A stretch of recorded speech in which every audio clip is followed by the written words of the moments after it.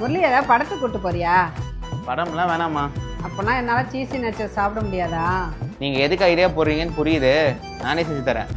மனசு ஃபுல்லா உன் மேலதான் திருந்தி போன ஒன்னாலதான் திரியிற உன் பின்னாலதான் ஓகே சொல்ல கண்ணாலதான் புதுசா பிறந்த ஃபீலிங்குமா சிரிச்சா ஹார்ட் ஹீலிங்குமா கனகா லவ் காலிங்குமா என்ன லெஃப்ட் ஹேண்ட்ல டீலிங் பண்ணாதம்மா.